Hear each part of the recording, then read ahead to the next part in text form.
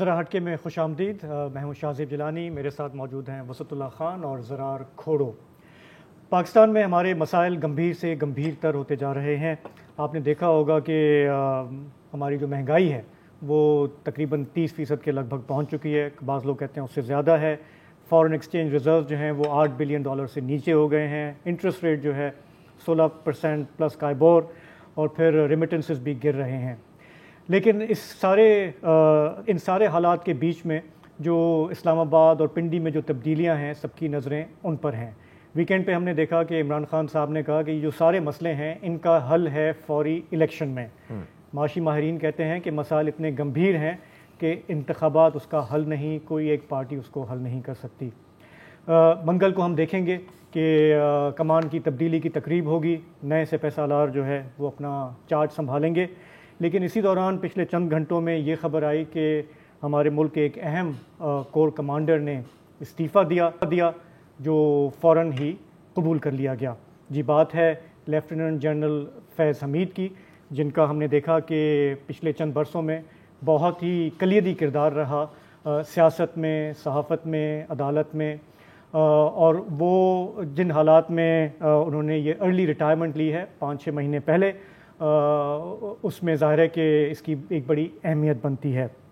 عمران خان صاحب کو وزیر اعظم بنانے کی بات ہو یا ان کو قائم رکھنے کی، اس میں فیض حمید صاحب نے بڑی محنت کی. ان کے یہ کارنامے یاد رکھے جائیں گے. انہوں نے ظاہر ہے کہ عمل سے ثابت کیا کہ کیسے چند افراد جو ہے وہ ہمارے ملک کو کہاں سے کہاں لے جا سکتے ہیں.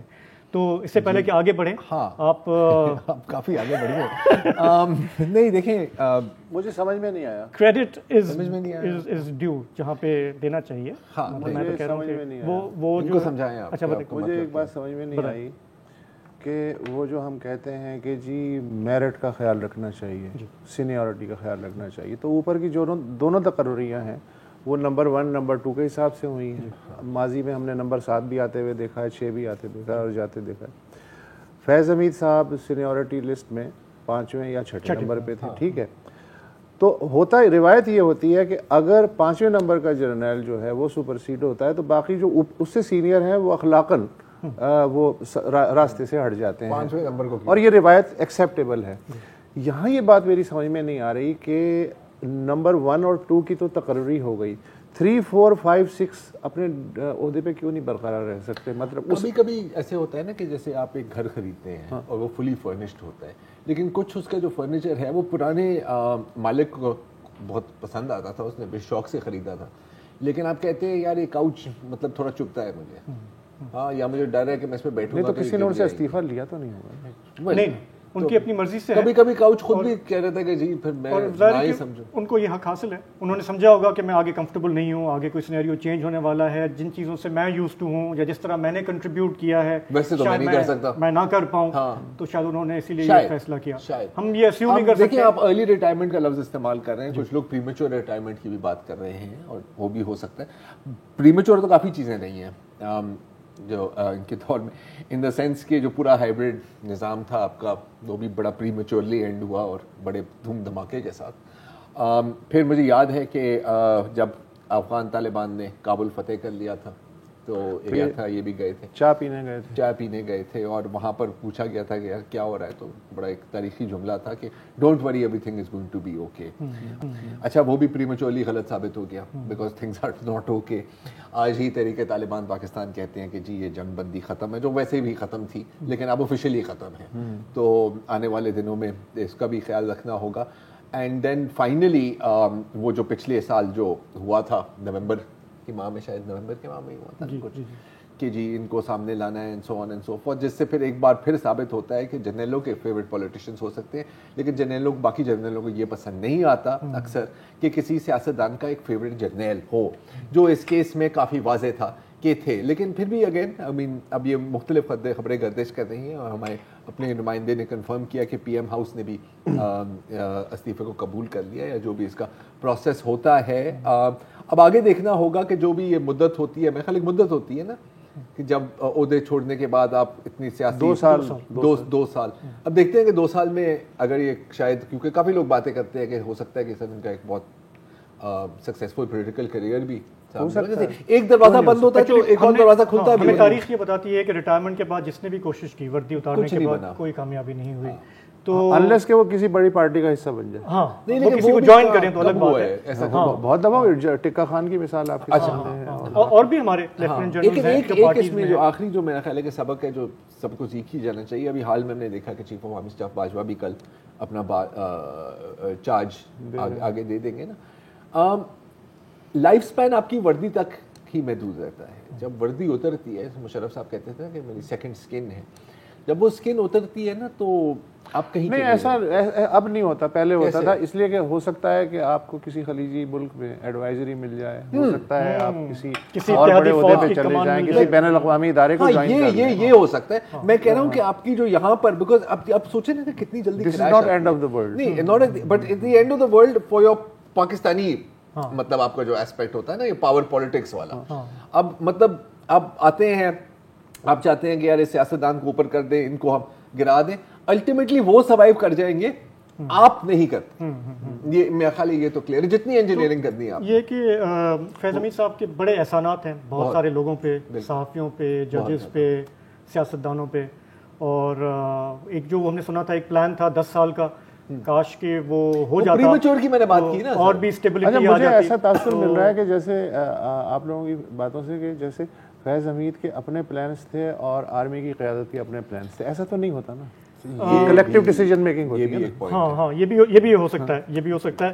لیکن دیکھیں میں یہ کہتا ہوں کہ خواب دیکھنے پہ کوئی پابندی نہیں ہے. نہیں بالکل نہیں. آپ میں دن میں 100 دیکھتا ہوں. آپ دن میں دیکھتے ہیں, کچھ لوگ رات میں دیکھتے ہیں, میں ابھی بھی دیکھ رہا ہوں. لیکن بہرحال یہ ایک ہمارا ایک سمجھیں کہ جو ٹرانزیشن ہو رہی ہے یہ اس کا ایک اہم حصہ ہے. تم نے فلم دیکھی البرٹ پنٹو کو غصہ کیوں آتا ہے؟ جی سر. جی دیکھیے. اچھا, تو میرا خیال ہے کہ زیادہ لوگ جو ہے نا جو سوال کر رہے ہیں اس ویکینڈ پہ بھی, جہاں بھی ہمارا جانا ہوا, جہاں تو لوگ کہتے ہیں کہ اس لیے میں کہیں جاتا ہی نہیں. یہ لانگ مارچ تو ختم ہو گیا, لیکن یہ دھما چوکڑی تو ختم نہیں ہو رہی ہے. بالکل. تو اب اس میں ظاہر ہے کہ یہ بات چل رہی ہے کہ وہ استعفیٰ دیں گے نہیں دیں گے, تحلیل کریں گے. وہ میں فواد چودھری نے بتا دوں. ہاں, فواد چودھری نے آج ظاہر ہے کہ پریس کانفرنس کی اور انہوں نے کچھ اسپیسیفک باتیں بھی کی ہیں. مثلا انہوں نے کہا جی دیکھیں یہ تو طے ہو چکا ہے کہ ہم اسمبلیاں تحلیل کر رہے ہیں, ڈیزالو کرنی ہیں اسمبلیاں.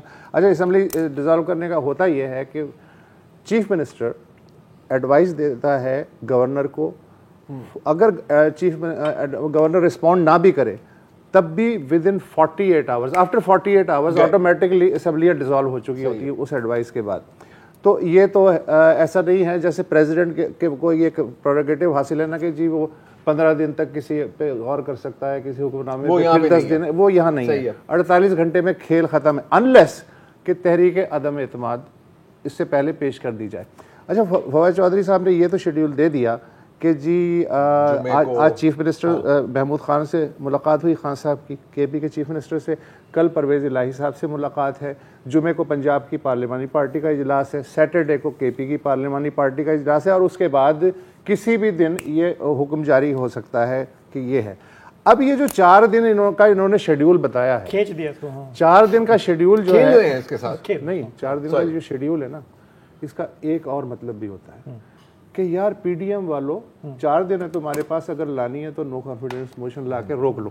اچھا, اور یہ اس لیے ہے کیونکہ اگر نو کانفیڈنس موشن آ جاتی ہیں تو پھر آپ استعفے. اچھا, میری اس میں انڈرسٹینڈنگ یہ ہے کہ اگر جیسے پنجاب اسمبلی کا سیشن چل رہا ہے اس میں نہیں کر سکتے آپ, you have to call a new session with the purpose کہ ہم تحریک عدم اعتماد لائیں گے. وہ جس لمحے جمع کرائی جاتی ہے نا اس کے بعد سے وہ کاؤنٹ ڈاؤن شروع ہو جاتا ہے, آپ وہ بریک لگ جاتا ہے. مطلب کہ آپ نے ایک آپشن دے دی ہے, آپشن دے دی کہ 4 دن ہے بھائیو, اگر کچھ کرنا ہے تو کر لو. لیکن پی ڈی ایم کا اخلاقی مسئلہ یہ ہے کہ وہ اب تک چیلنج کرتے ہیں خان صاحب کو, تجھے انتخابات چاہیے نا, پنجاب اور کے پی کی ڈیزالو کر کے دکھا. ان کی کیلکولیشن یہ تھی نہیں کر سکتے. اچھا, خان صاحب جو ہیں بے خطر کود پڑا آتش نمرود میں, ایسا تو ہوتا ہے نا. اور پی ڈی ایم ہے محو تماشا ہے لبے بام, تو اب انہوں نے یہ بھی کر دیا. اب پی ڈی ایم والے اچھے لگیں گے تحریک عدم اعتماد پیش کرتے, اچھے تو نہیں ہے نا. دیکھیے انہوں نے خود بھی برا لگے گا, انہوں نے کہا ہے کہ ہم پوری کوشش کریں گے کہ ہم جس طرح وہ ہمیں فرسٹریٹ کرنے کی کوشش کریں ہم انہیں فرسٹریٹ کریں گے. ہم رلائیں, میں رلاؤں گا, وہ انہیں رلائیں گے, یہ انہیں رلائیں گے, بیچ میں ملک روئے گا بیٹھ کے. وہ تو چھوڑو نا یار, چھوڑ دیں ملک کو, چھوڑ دیں سیاست کی بات. لیکن رلانے میں خان صاحب پی ٹی ایم والے جو ہیں وہ 100,000 کلومیٹر پیچھے ہیں بہت زیادہ. اور دیکھیں کھیلو لفظ ہے کھیلو جو میجک ورڈ ہے وہ ہے کھیلو. مثلا وہ جو سائفر کا جو ڈارک ویب پہ جو آپ نے ٹیپیں سنی اس میں یہ تھا کہ ہم کھیلیں گے سائفر سے کھیلیں گے بغیر نام لیے ہیں کھیلو. پھر اس کے بعد ایک سٹیٹمنٹ آیا جب یہ آرمی چیف کے تقرر کا مسئلہ تھا تو فواد چودھری نے کہا جی کہ آئین اور قانون کے دائرے میں ہم کھیلیں گے. وہ بات کی بات ہے کہ وہ مسئلہ حل ہو گیا کسی طریقے سے.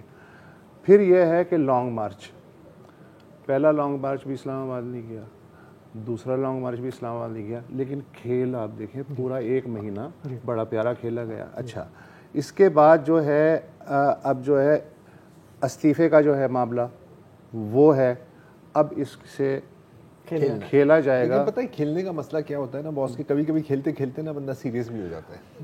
تو ایک وقفہ لیتے ہیں. اچھا وقفہ لیتے نہیں, میں آخری جملہ کہہ دیتا ہوں, میں آخری جملہ یہ کہہ دیتا ہوں کہ اگر ان دا اینڈ اسمبلیاں ڈیزالو کرنی تھی جو کہ بڑا آسان تھا تو یہ مقام 3 مہینے پہلے لانگ مارچ سے بھی پہلے ہو سکتا تھا. اس کا مطلب ہے کہ ہر ایشو سے کھیلنا چاہیے. اس کا مطلب یہ ہوتا ہے کہ حکومت پہ مسلسل پریشر پڑتا رہے, ووٹر جو ہے ہمارا وہ مستقل انگیج رہے اور لوہا الیکشن کے دن تک گرم رہے. اس معاملے میں خان صاحب کا ہم پلہ کوئی سیاستدان سے پاکستان میں نہیں. وقفہ لے لیں.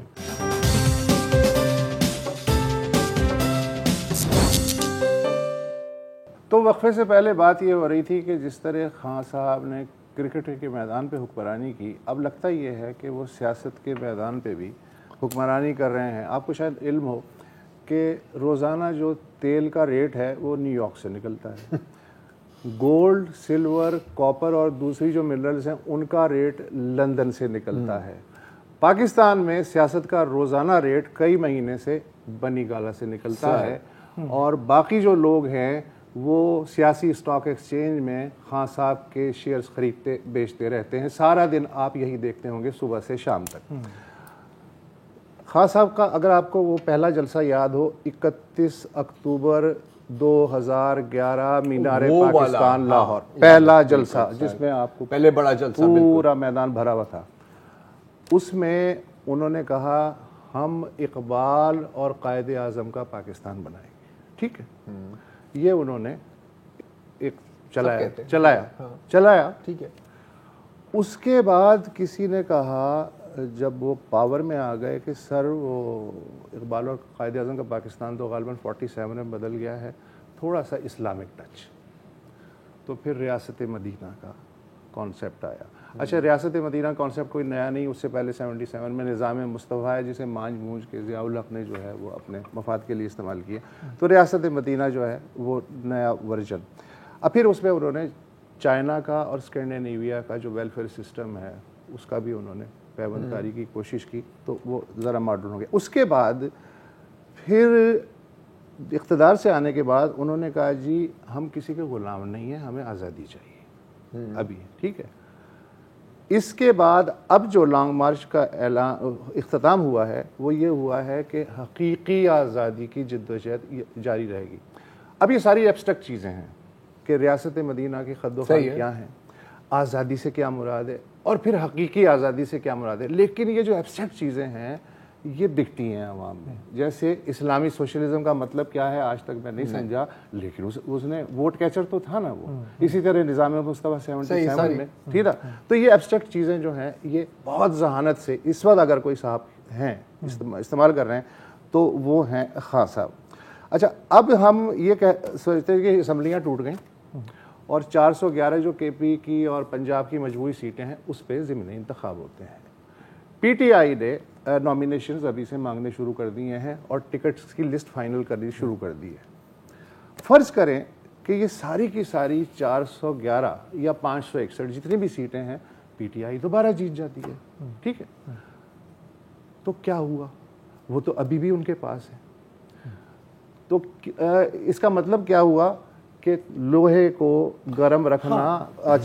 اچھا یہ اس وقت اتنا آسان بھی نہیں ہے. مثلا آپ الیکشن کمشنر کی سیٹ پہ بیٹھ کے دیکھیں کہ آپ کو پنجاب اور سندھ میں بلدیاتی انتخابات کا عمل مکمل کرنا ہے, پھر یہ ضمنی انتخاب کا بوجھ اور اس کے بعد پھر جنرل الیکشن کا بوجھ with in the span of 12 months. کیا یہ پاسبل ہے ادارتی طور پہ, یا اسے سپریم کورٹ سے کر کے یار آپ کچھ کریں, حل نکالیں؟ ایک چیز بتا دوں کہ الیکشن کمیشن پاکستان کے جو ترجمان ہیں انہوں نے کہا ہے کہ جی اگر پنجاب اور کے پی کی اسمبلی ریزالو ہوتی ہے 60 دن میں تو 60 دن میں ہم کریں گے ہی کریں گے, لیکن انہوں نے یہ کہا ہے کہ نیشنل کی اب ہم بات نہیں کریں. ہاں لیکن لاجسٹکلی جو ہے یہ کتنا بڑا بوجھ ہے. اچھا پھر یہ ہے کہ یہ مفت میں تو نہیں ہوتا ہے. مثلاً خود الیکشن کمیشن کے اعداد و شمار ہیں کہ ایک ضمنی الیکشن پہ 5 سے 7 کروڑ ہم جو ٹیکس دیتے ہیں وہ خرچہ آتا ہے. کینڈیڈیٹس کے خرچے اپنے الگ ہیں, لیکن جو سرکاری خرچہ 5 سے 7 کروڑ ہے. ان سیٹوں پہ انتخاب کا مطلب یہ ہے 2 صوبوں کی ساری اسمبلی کا کم از کم 22 ارب روپے کا خرچہ. ٹھیک ہے, یہ اس کے علاوہ ہے جو جنرل الیکشن ابھی نہیں ہوئے, یہ اس کے علاوہ ہے جو بلدیاتی الیکشن ابھی ہونے ہیں دونوں صوبوں میں, اضافی 22 ارب روپے کا خرچہ ہے. تو یہ صورتحال, اس کا مطلب کیا ہے کہ لوہا گرم رکھا جائے اور لوہا تو لیکن پتہ ہے کبھی کبھی کام ہو بھی جاتا ہے. ہاں ٹھیک ہے, تو میں یہ بالکل میرا خیال ہے کہ رول آؤٹ ہم نہیں کر سکتے. ہو سکتا ہے کہ واقعی استعفے دے ہی دے, کیونکہ اگر مقصد یہی ہے کہ لوہا گرم کرنا ہے, صرف لوہا گرم نہیں کرنا, اس گرم لوہے سے دوسرے کے سر پہ بھی مارنا ہے. رائٹ, تو تنگ کرنے کا تو بہترین طریقہ ہے نا, آپ کر دیں یہ ظاہر. اور میں تو کہتا ہوں کہ اگر کھیلنا ہے, اگر واقعی کھیلنا ہے تو بیسٹ پتہ ہے کیا موو ہوگا. 411 نشستیں ہیں نا, 411 سیٹوں پر صرف خان صاحب ہی کھڑے ہو سکتے ہیں, اس لیے کہ اس وقت کوئی پابندی نہیں ہے. اور دوسری بات ہے کہ مقصد یہ تو نہیں ہے نا کہ آپ دوبارہ اسمبلیز میں جائیں گے. مقصد ہے کہ یار آپ نے بس آف بیلنس رکھنا ہے. اچھا ایک اور ورژن ہے, اب اگر یہ نہیں ہوتا, فرض کریں کہ جی اب پارلیمانی کمیٹی میں فیصلہ ہوتا ہے کہ جی نہیں دیکھیں ابھی وقت نہیں ہے استعفیٰ دینے کا, اور خان صاحب کہتے ہیں کہ جی بالکل آپ صحیح کہہ رہے ہیں, کیونکہ آخر ایک جمہوری نظام ہے پارٹی کے اندر بھی نا, ون مین رول.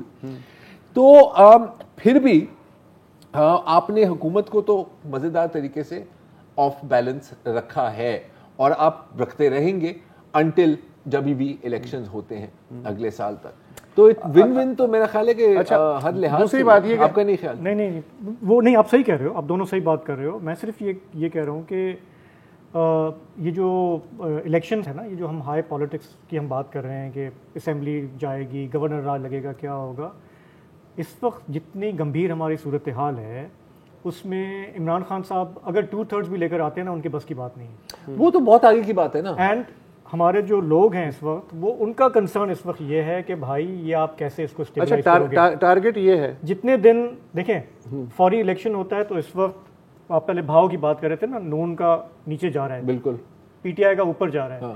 آپ 9 مہینے بات کراؤ گے, آپ بالکل یہاں چلے جاؤ گے. تو یہ جو ہماری سچویشن ہے, اس لیے کسی نے مجھ سے کہا اوور دا ویکینڈ, کسی نے کیا کہا, مفتاح اسماعیل صاحب سے بات ہو رہی تھی اور کچھ اور بھی لوگ تھے وہاں پہ, انہوں نے کہا دیکھیں ہم چاہتے یا نہ چاہتے ہوئے بھی گھوم پھر کے ہم پھر آرمی چیف کی طرف دیکھیں گے جو نئے آ رہے ہیں, کہ سب کو ایک کمرے میں بٹھائیں اور کسی طرح سے اور بیسک چیزوں پہ اگری کرائیں, کیونکہ عمران خان صاحب ماننے والے نہیں ہیں.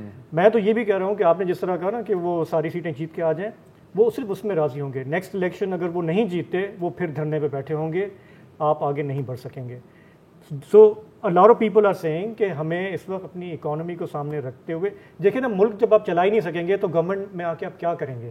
اس وقت یہ گورنمنٹ مفتاح اسماعیل صاحب نے 2-3 مہینے پہلے چھوڑا ہے, آج وہ کہہ رہے ہیں کہ اس گورنمنٹ سے نہیں سنبھل. گورنمنٹ میں آ کے آپ یہ کہیں گے کہ ہم تو سب کچھ اچھی طرح سے سنبھال رہے تھے, پھر یہ رژیم چینج ہوئی اور یہی وجہ ہے ہماری تباہی کی, اور آپ 4 سال تک یہی بات دہراتے رہیں گے. بڑا آسان ٹیکنیک. بہرحال اس پہ ہماری گفتگو جاری رہے گی. فی الحال ایک چھوٹا سا بریک لے لیتے ہیں. Welcome back. اچھا اب اس ویکینڈ پہ کافی کچھ ہوا ہے. ایک تو لانگ مارچ نے اختتام پر پہنچا اور ظاہر ہے کہ اس اناؤنسمنٹ کے ساتھ کہ سر اب ہم سب استعفے دے رہے ہیں. ایک اور جو بہت بڑی خبر تھی وہ تھی کہ سینیٹر اعظم سواتی صاحب کو ایک بار پھر گرفتار کیا گیا ہے, اور اس بار اس لیے گرفتار کیا گیا ہے شاید کہ انہوں نے ٹویٹر پر out going army chief general Bajwa اور آئی ایس آئی کے جو ہیں لیفٹیننٹ جنرل ایک افسر ہیں ان کے بارے میں کچھ نازیبہ نیکسٹ لیول کے نازیبہ الفاظ استعمال کیے ہیں. اور اچھا مزیدار بات ہے کہ وہ حقیقت ٹی وی کے ایک ٹویٹ کو رپلائی کر رہے تھے. حقیقت ٹی وی نے اپنی ٹویٹ ڈیلیٹ کر دی ہے جس پر جواب دیا ہے, لیکن سواتی صاحب کی ٹویٹ ابھی بھی وہاں ہے. تو پھر اس کے بعد وہی ہوا جو چک لیا گیا ہوتا ہے, چک لیا گیا. اور چک لیے جانے کے بھی بڑے مزیدار طریقے ہوتے ہیں کہ کوئی میرے خیال ہے کہ 10-11 مختلف شہروں میں 10-11 مختلف FIRs درج ہوئی ہیں, کیونکہ ایک دم آپ کو پتا ہے کہ جب ایک غم و غصے کی لہر گزرتی ہے عوام میں تو پھر لوگ پولیس اسٹیشن کا, تھانے کا, ہاں ظاہر دیٹ از یہ گیون ہے, یہ گیون ہے. آپ جیسے لوگ کبھی نہیں کریں, لیکن جو محب الوطن عوام ہے وہ پھر ظاہر ہے کہ اس کا بہت بڑا ایک نوٹس بھی لیتی ہیں. اور وہ چاہے وہ فلم ہو یا آصف سواتی جو بھی ہو. اچھا ظاہر ہے کہ صرف عوام نے نوٹس نہیں لیا. پاکستان تحریک انصاف کے جو چیئرمین ہیں خان صاحب, انہوں نے آج ہی یہ بات کی کہ یار یہ ہم بات کرتے ہیں, یہ آرٹیکل 14 ہے, کوئی ہمارا ایک آئین ہے, کانسٹیٹیوشن ہے ہمارا, بار بار بات کرتے رہتے ہیں, آپ بھول جاتے ہیں. آرٹیکل 14 اس آئین کا جو ہے it talks about inviolability of dignity of man, ہاں, حرمت انسانیت کا احترام. تو اور خان صاحب نے یہ سوال پوچھا, اور میرا خیال ہے کہ بجا پوچھا ہے, کہ کیا یہ جو آرٹیکل ہے کیا یہ صرف طاقتور لوگوں اور طاقتور حلقوں پہ ہی اپلائی ہوتا ہے یا اکراس دا بورڈ اپلائی ہوتا ہے. ایک اور جو بحث چھڑی ہے کہ پچھلی بار جب خان اعظم سواتی صاحب کو گرفتار کیا گیا تھا, آپ کو پتا ہے بہت شور مچا تھا. اس بار کچھ مطلب جو لوگ باتیں کر رہے ہیں وہ یہ بھی بات کر رہے ہیں کہ جی بالکل ایسا نہیں ہونا چاہیے آپ کے ساتھ, لیکن شاید آپ نے بھی تھوڑا سا آگے چلے گئے ہیں. تو ایک سوال یہ ہے کہ آزادی رائے میں گالی گلوچ بھی شامل ہے, اور اگر ہے تو کیسے, اور اگر نہیں تو اس کی کیا یہ سزا ملنی چاہیے یا اچھا نہیں؟ یہ ڈیبیٹ چل رہی ہے. پروگرام سے پہلے میری اور تمہاری ایک ڈیبیٹ ہو رہی تھی جی کہ اگر کسی نے اس حد کو عبور کیا ہے, آزادی اظہار اور گالی دی ہے, تو آپ بھی گالی دے دیں. مطلب میں اگر آپ گالی دیں گے تو میں آپ کو چک تو نہیں لوں گا نا. نہیں, اچھا لیکن اچھا نہیں رہے گا. آپ ہے نا, ٹھیک ہے.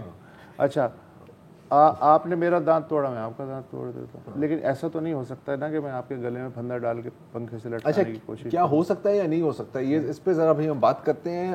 ہمیں ہیومن رائٹس کمیشن پاکستان کے سیکرٹری جنرل حارث خلیق صاحب جوائن کر رہے ہیں. حارث صاحب, پہلے بھی دن میں آپ سے اس پہ موضوع پر ہی بات ہو رہی تھی.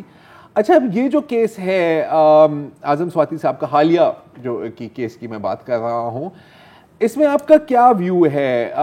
آزادی رائے کہاں ختم ہوتی ہے اور گالی گلوچ کہاں شروع ہوتا ہے؟ اور اس کے ساتھ ظاہر جڑا ہوا یہ سوال ہے کہ کیا ٹویٹ میں گالی دینے پر گرفتار کر لینا چاہیے اس طرح جس طرح کیا گیا ہے ساتھی صاحب کو؟ جی زرار, بہت بہت شکریہ. میں سمجھتا ہوں کہ تھوڑا سا پیچیدہ معاملہ ہے جی, چونکہ ایک جو اوور ریچ ہے نا, جو رد عمل آیا ہے سامنے, وہ بھی ذرا کوئی میں سمجھتا ہوں کہ جو رد عمل ہونا چاہیے اس سے کہیں زیادہ ہے. مطلب ایک لائبل ہوتا ہے, ایک ڈیفیمیشن ہوتا ہے, خطا عزت کا دعویٰ ہوتا ہے, بہت سے طریقے ہوتے ہیں قانونی جس میں اگر کوئی آپ کو گالی دیتا ہے یا آپ کی بے عزتی کرتا ہے یا آپ کو پبلکلی ہتک اور آمیز آپ کی طرف اس کا رویہ ہوتا ہے, تو وہ تو اپنی جگہ ہے. لیکن یہ بھی کوئی حد ہی ہو گئی ہے کہ آپ لوگوں کو, آپ نے تو خیر دہرائی نہیں گالیاں, تو میں بھی نہ دہرائیں پلیز. ہاں, لیکن ظاہر ہے کہ وہ دہرانی چاہیے بھی نہیں, چونکہ گالی کا جواب گالی دہرانا یا گالی کا جواب گالی سے دینا یہ کوئی اخلاقیات کا مسئلہ بن جاتا ہے. اور یہ میں سمجھتا ہوں یہ بہت زیادتی ہے کہ آپ کسی افسر کا نام لیں یا کسی عام آدمی کا نام لیں. یہ بالکل غیر اہم بات ہے کہ آپ کسی فوجی افسر کا نام لے رہے ہیں یا فوجی افسران کے نام لے رہے ہیں یا پاکستان کے کسی بھی باعزت شہری کا نام لے رہے ہیں. اور جب میں باعزت شہری کہتا ہوں تو 25 کروڑ شہریوں کی بات کر رہا ہوں. تو یہ آپ اس کا نام لے کے اس کو گالیاں دیں اور وہ گالیاں آپ لکھ دیں اور وہ پھر اس پہ آپ کا یعنی ایک رویہ ایسا ہو معاندانہ جو جس کے تو پھر وہ بھی کسی طور پہ اس کو کنڈون نہیں کیا جا سکتا. مطلب یہ نہیں کہا جا سکتا کہ یہ آپ کی اظہار رائے کی آزادی ہے کہ آپ کسی کو جس کو جی چاہے منہ بھر کے گالی دے دیں. تو ایسے نہیں ہوتا. یہ اظہار رائے کی آزادی کا مطلب یہ نہیں ہے, گالی رائے نہیں ہے. دیکھیں یہ بات سمجھنا بہت ضروری ہے. جب آپ اہانت کی بات کرتے ہیں, کسی کی ہتک کی بات کرتے ہیں, کسی کی جیسے بات ہوئی کہ احترام آدمیت کی بات ہوئی کہ ہر شہری کا، ہر فرد کا ایک احترام ہے، تو دوسرے کا بھی تو ہے نا، چاہے وہ کتنا ہی مخالف ہے، اچھا ہے، برا ہے، ذلیل ہے. یہ آپ کا حارث صاحب کی میں بات کاٹ رہا ہوں، یہ آپ کا پوائنٹ بڑا اہم ہے کہ آپ کہہ رہے ہیں کہ کسی شہری کی بات کی آپ نے پورے 22 کروڑ کی عوام کی بات. لیکن میں انسانی سطح پہ لیتا ہوں، ہر انسان کا یہ حق ہے کہ وہ دوسرے کی عزت کرے اور اس کی بھی عزت ہو. وقفہ لے لیں. لیکن وقفہ لے لیتے ہیں کیونکہ کچھ لوگوں کی مطلب قانون بھی عزت کرتا ہے، حفاظت بھی کرتا ہے، اور کچھ لوگوں کو اب جتنی کوئی گالیاں دے تو کوئی فرق نہیں پڑتا. تو یہ کیا مسئلہ ہے؟ بات کرتے ہیں اس کے بعد وقفے کے بعد. ویلکم بیک جی. بات کر رہے ہیں سینیٹر اعظم سواتی کی ایک بار پھر گرفتار ہونے کے بارے میں اور جو الفاظ انہوں نے استعمال کیے تھے. اور پھر تو حارث صاحب یہ پوری سٹوری تو ہمیں پتہ ہے، وہ ٹویٹر پر آتے ہیں، ٹویٹر پر گالی دیتے ہیں، اس کے بعد پھر مختلف FIRs کٹتی ہیں اور ان کو گرفتار کیا جاتا ہے. جب عمران خان صاحب نے ایک بات کی ہے، میرے خیال میں اس میں وزن ہے، وہ کہتے ہیں کہ آرٹیکل 14 جو ہے، کیا یہ جو پروویژن ہے یہ صرف طاقتور لوگوں کے حق میں استعمال کی جائے گی یا یہ سب کے لیے ہے؟ اور میں ذاتی طور پر میں ان سے بالکل اگری کرتا ہوں، کیونکہ آپ کا مجھے نہیں پتا، حارث صاحب کا مجھے نہیں پتا، مجھے بھی بہت لوگوں نے گالیاں دی ہیں ٹویٹر پہ، گندی سب سے. اور مجھے تو کچھ نہیں، جو کچھ خواتین صحافی ہیں بالخصوص، ان کو اس کے بارے میں جو باتیں کی گئی اور کنسسٹنٹلی 24 گھنٹے ایک ٹارگیٹڈ ہراسمنٹ کیمپین. لیکن اگر میں دوبارہ اپنے اوپر آؤں تو مجھے گالی پڑتی ہے، میں آپ کو بتاتا ہوں وسعت کے، یار دیکھو یار بندہ کیا کہہ رہا ہے مجھے. کبھی ایسا نہیں ہوا کہ وسعت گئے کوئٹہ اور میرے حق میں کوئی FIR کاٹ دی ہو اس بندے کے خلاف. تو ایک طرح سے خان صاحب کی بات تو صحیح ہے نا کہ سلیکٹیو اپلیکیشن تو ہو رہی ہے. جی حارث. دیکھیں، میں تو بالکل آپ سے اتفاق کرتا ہوں، اور آپ کو تو صرف گالیاں پڑتی ہیں، میں آپ کو اپنا کیا بتاؤں. جو معاملہ ہے، اور میرا ذاتی تو کوئی مسئلہ نہیں ہے، لیکن آپ کو جس طرح کا ہم کام کرتے ہیں اس میں جو سلوک ہمارے ساتھ روا رکھا جاتا ہے، تو وہ تو بات آپ کی جگہ، آپ کی بات ٹھیک ہے. لیکن عمران خان صاحب کی بات میں بہت وزن ہے، لیکن ان کے عمل میں کوئی وزن نہیں ہے، کیونکہ عمران خان صاحب خود یا اعظم سواتی صاحب خود بہت طاقتور پاکستان کی سیاسی اشرافیہ کا حصہ ہیں. اعظم سواتی صاحب کا جو سیاسی اور ذاتی جو پس منظر ہے وہ کوئی اتنا شفاف نہیں ہے. تو مجھے تو لگتا ہے کہ یہ پاکستان کی سیاسی اشرافیہ کی آپس کی لڑائی ہے، جس میں وہ یہ کہتے ہیں ایک دوسرے کے بارے میں، جب کسی پہ دوسرا حاوی ہو جاتا ہے تو وہ کہتے ہیں کہ کمزوروں پہ ہاتھ ڈالتے ہیں. دیکھیے بات یہ ہے کہ عمران خان صاحب کا جو زمانہ تھا، جو ان کا دور اقتدار تھا، اس میں بھی اسی نوعیت کی، اسی قسم کی کا استبداد، اسی قسم کا جبر صحافیوں نے، فنکاروں نے، ہر طرح کا جو شعبے ہیں پاکستان میں جہاں کسی بھی قسم کا کوئی ڈسینٹ پاسبل ہے، وہ علی وزیر صاحب انہی کے زمانے سے گرفتار چلے آ رہے ہیں نا، آج تو نہیں ہوئے، آپ ہی کے شہر میں ہیں غالباً آج بھی. تو یہ جو پورا سلسلہ ہے یہ تو پاکستان کے 75 سالہ تاریخ کا حصہ ہے. اور چلیے 75 نہ کریں، اسے تھوڑا سا 1958-56 کر لیں ذرا آسانی کے لیے. ویسے تو میرا خیال ہے 1948 سے ایسا ہی ہے. اور پہلی جو تقریر سینسر ہوئی تھی وہ قائد اعظم محمد علی جناح کی پہلی کنسٹیچوئنٹ اسمبلی سے کی جانے والی تقریر.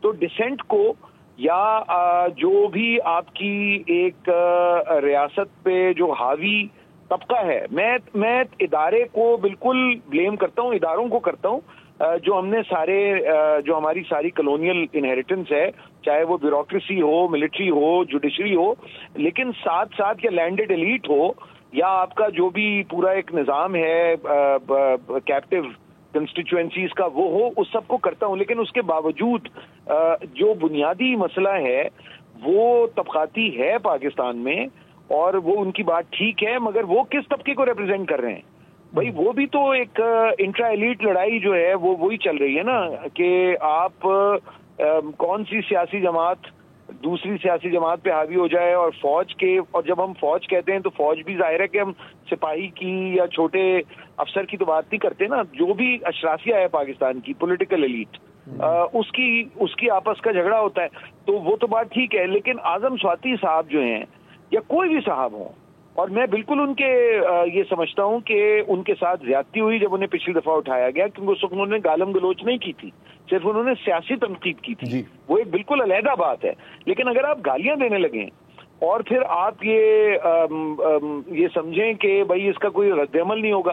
ہاں لیکن جہاں تک رد عمل کا سوال ہے تو وہ بھی ایک وہی جو ایک 75 برس سے یا 50 برس سے چلیں کہہ لیں آسانی کے لیے جو ایک اسکرپٹ ہے اسی پہ عمل ہو رہا ہے کہ پاکستان کے 15 شہروں میں مولوی فلاں اور فلاں احمد اور اسلم ملک ان سب کے ناموں سے مختلف رینڈم ناموں سے ایف آئی آر درج کرا دی جاتی ہیں ایک آدمی کے خلاف تاکہ وہ کبھی ایک جگہ جائے کبھی دوسری جگہ جائے. دیکھیے میں آپ کو بالکل مختصراً عرض کروں کیونکہ مجھے اندازہ ہے میں نے بہت وقت لے لیا, لیکن میں مختصراً عرض کروں کہ ڈاکٹر اختر حمید خان ایک صاحب ہوا کرتے تھے آپ ہی کے شہر میں کراچی میں جہاں اس وقت آپ تینوں موجود ہیں.